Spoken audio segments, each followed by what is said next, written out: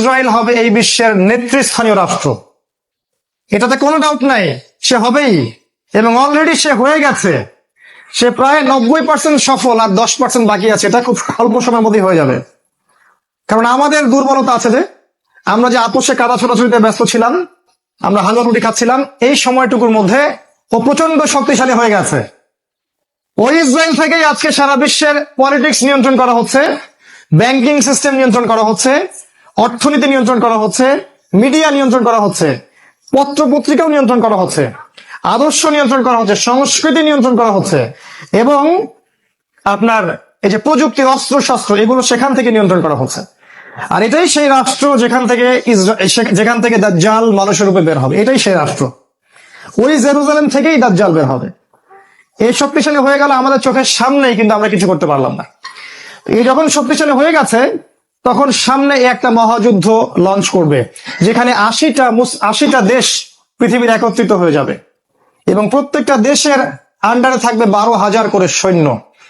এবং এই যুদ্ধে প্রত্যেক 100 জন সৈনিকের মধ্যে 99টা সৈনিক মারা যাবে এই যুদ্ধে। এটা হবে পারমাণবিক যুদ্ধ, আপনার সামনেই করান আছে। এরা যে স্বপ্ন দেখায় ভিশন 20, 30, 50, 100, এগুলো সব বোগাস। এতদিন পর্যন্ত এই ওয়ার্ল্ড আর সার্ভাইভ করবে বলে আমরা মনে করি না। আল্লাহু আ'লাম বিসওয়াব, আল্লাহ পাক ভালো জানেন। আমাদের রিসার্চ হচ্ছে এতদিন পর্যন্ত ওয়ার্ল্ড সার্ভাইভ নাও করতে পারে, না করার সম্ভাবনা 95%। এই মালহামা পরে ইমামুল মাহদী আসবেন শেষের দিকে, এবং তিনি মুসলিমদের হাল ধরবেন, এবং প্রচুর সংখ্যক মুসলিম এই যুদ্ধে মারা যাবে। প্রচুর সংখ্যক, প্রচুর, তাদের সংখ্যা অগণিত।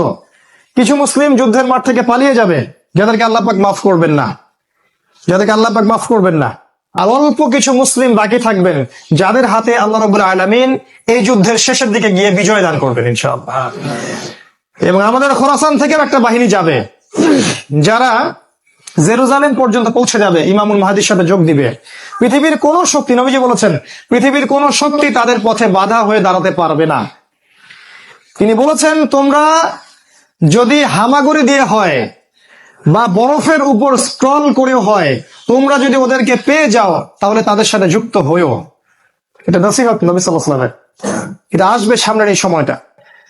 এই মালহামার পরে যখন মুসলিমরা আবারও বিজয়ের আসনে আসবে, তখন মুসলিমরা জয় করবে কনস্টান্টিনোপল বা তুরস্কের ইস্তাম্বুল।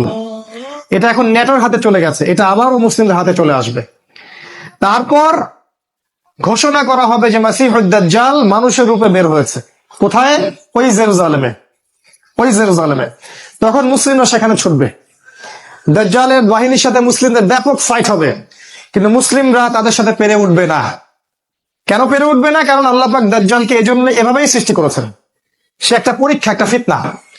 তার হাতে আল্লাহ পাক প্রচুর ক্ষমতা দিবেন। সে বৃষ্টি বর্ষণ করতে পারবে, সে প্রযুক্তি নিয়ন্ত্রণ করবে, সে আকাশ নিয়ন্ত্রণ করবে, সে প্রত্যেকটা শহরে প্রবেশ করবে, প্রতিটা শহরে সে খুব দ্রুত ফ্লাই করতে পারবে।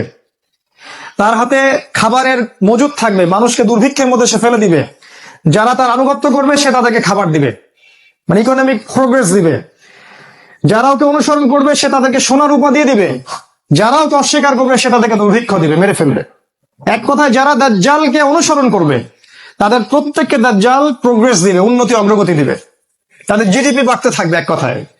আর যারাই মাসিহুদ দাজ্জালের বিরোধিতা করবে তাকে সে একদম ধ্বংস করে ফেলবে, একদম ধ্বংস। অর্থনৈতিক দিক থেকে, শারীরিক দিক থেকে রাষ্ট্রগুলো আক্রমণ করবে, সে পুরো ম্যাসাকার করে ফেলবে। তার হাতে আল্লাহ পাক এরকম ক্ষমতা দিবেন।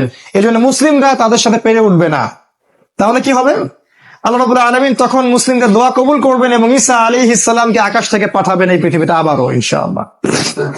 এবং ঈসা আলাইহিস সালাম সিরিয়ার দামেস্কে সাদা মিনারের উপরে নামবেন, এবং ইমামুল মাহদীও সেখানে থাকবেন। সেখানে ফজরের নামাজ পড়া হবে, ইমামুল মাহদী ইমামতি করবেন, আর এই ঈসা আলাইহিস সালাম পিছনে মুক্তাদি হয়ে থাকবেন। এটা আমাদের জন্য গর্বের বিষয়। এরপরে ঈসা আলাইহিস সালাম বলবেন যে অবরোধ তুলে দেওয়া হবে, মসজিদের দরজা খুলে দেওয়া হবে, এবং ঈসা আলাইহিস সালামকে দেখা মাত্রই মাসিহুদ দাজ্জাল পালাতে শুরু করবে। এবং দাজ্জালের বাহিনী অর্থাৎ ইহুদি খ্রিস্টান সভ্যতার সাথে মুসলিমদের যুদ্ধ হবে। নবী সাল্লাল্লাহু আলাইহি ওয়াসাল্লাম বলেছেন, হাদিসে শোনেন, নবীজি বলেছেন, লাতুকাতিলুন্নাল ইয়াহুদ, শেষ জামানায় তোমরা অবশ্যই ইহুদিদের সাথে যুদ্ধ করবে, অবশ্যই করবে। এমনকি কোন ইহুদি যদি পাথরের পিছনে লুকায়, তখন সেই পাথর কথা বলবে, ইয়া মুসলিম ইন্না ওয়ারা আল ইয়াহুদ তাআলাউ ফাকতুলহু, হে মুসলিম, আমার পিছনে একজন ইহুদি আছে, আসো তাকে হত্যা করে যাও। এটা পাথর পর্যন্ত কথা বলবে। ফিলিস্তিনের বাবে লুদ নামক জায়গায় দাজ্জালকে হত্যা করা হবে। ওই বাবে লুদটা ইন্টারনেটে গিয়ে দেখবেন, সেখানে ইসরায়েলের বিমানবন্দর তৈরি করা আছে এখন। এই বাবে লুদেই এখনই তৈরি করা আছে। আমি একটু আগে বললাম যে দাজ্জাল আকাশ নিয়ন্ত্রণ করবে, ওই বাবে লুদের এয়ারপোর্ট থেকেই সে আকাশ নিয়ন্ত্রণ করবে। আমার মত এটা আমার মত, আমার বুঝ এটা। ওই বাবে লুদে সবচেয়ে বড় একটা এয়ারক্রাফটের ঘাঁটি তারা মজুদ করেছে এই বাবে লুদের মধ্যে, প্যালেস্টাইনে। আর ওই জায়গায় ঈসা আলাইহিস সালাম এই মাসিহুদ দাজ্জালকে হত্যা করবে।